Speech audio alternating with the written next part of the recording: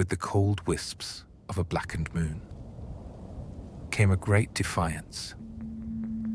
A defiance brought forth by a being who wished nothing but to oppose one's own fate and give way to a path paved in absolute darkness.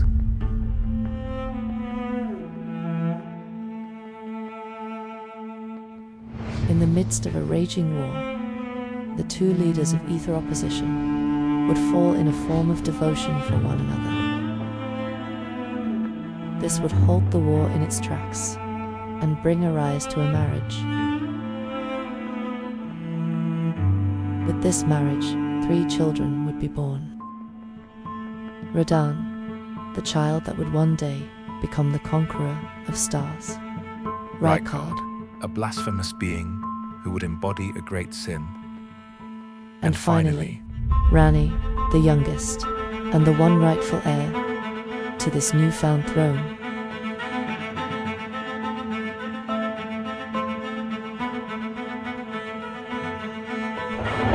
Great joy flooded the columns within the kingdom, As this would be marked as a monumental moment within Raya Lucaria's history.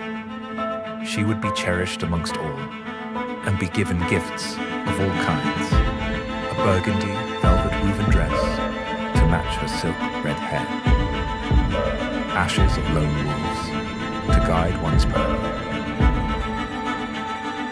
and a shadow To serve as protection, gifted to her by her father. She would stay the path indefinitely to one day claim her throne. If she hadn't had been called upon by a greater will. With this calling, she had learned an unfortunate truth. A truth that would rupture her very existence and bring forth a breath of cold air. A breath that would speak. An unforgivable plot.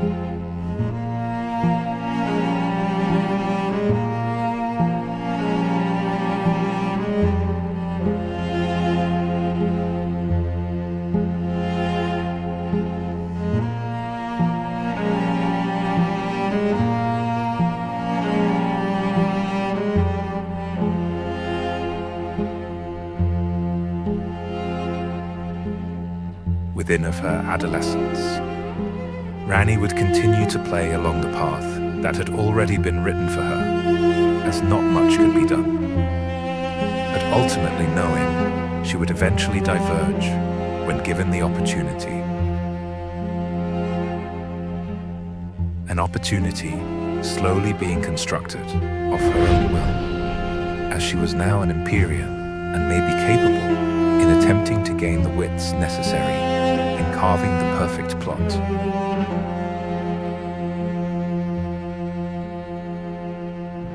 A plot yearning for darkness, a could only be illuminated by the pale moon light.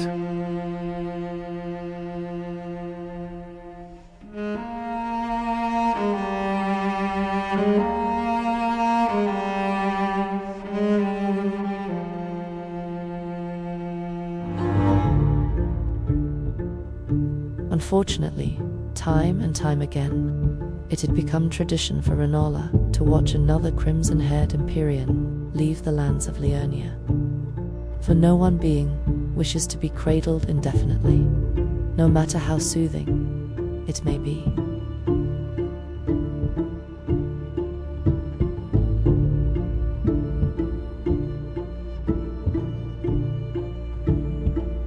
Her heart turned cold by the truth.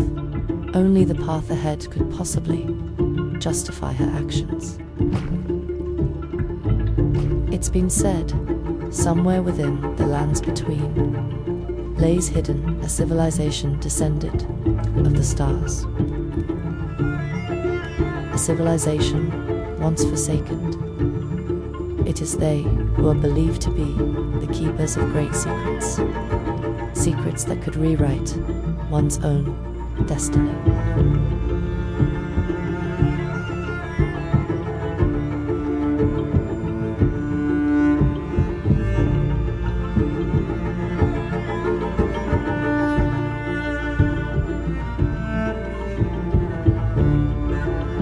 Ranni would somehow make her way into the depths, a land below, hidden away from the eternal light. This is where she would meet a group of Numen women who had, at some point, turned into assassins.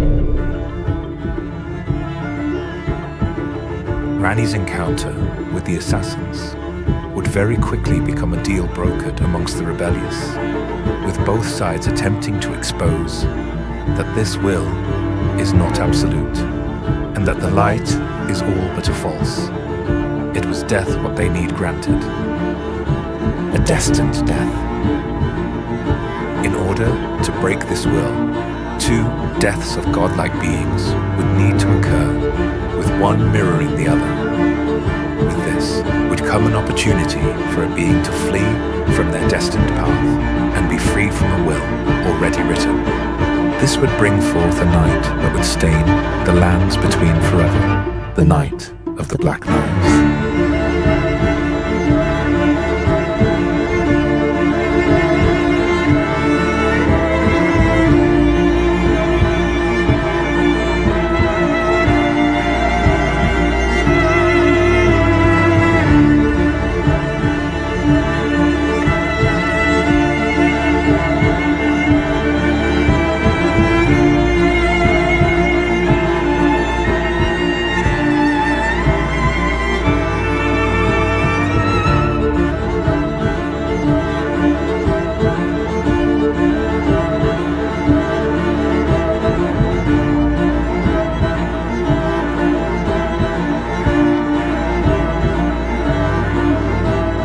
Death granted to the upholder, and freedom for the one who was willing to commit to the wicked.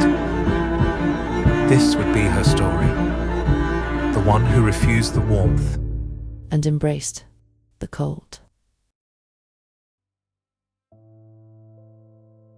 Her corpse lied atop of the vast tower as the black flame continued to burn, eventually leaving her completely unrecognizable.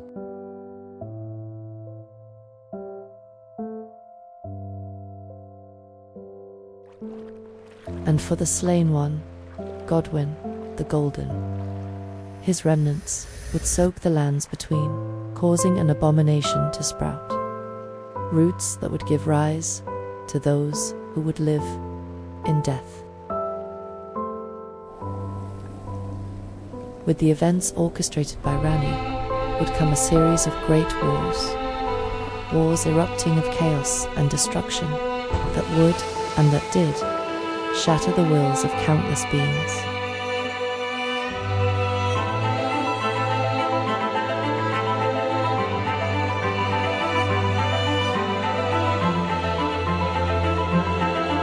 This may have been far more than she ever intended, yet it would, at the very least, give birth to a new beginning. A beginning not painted upon a blank canvas, but etched into a fabric unfortunately stained in blood.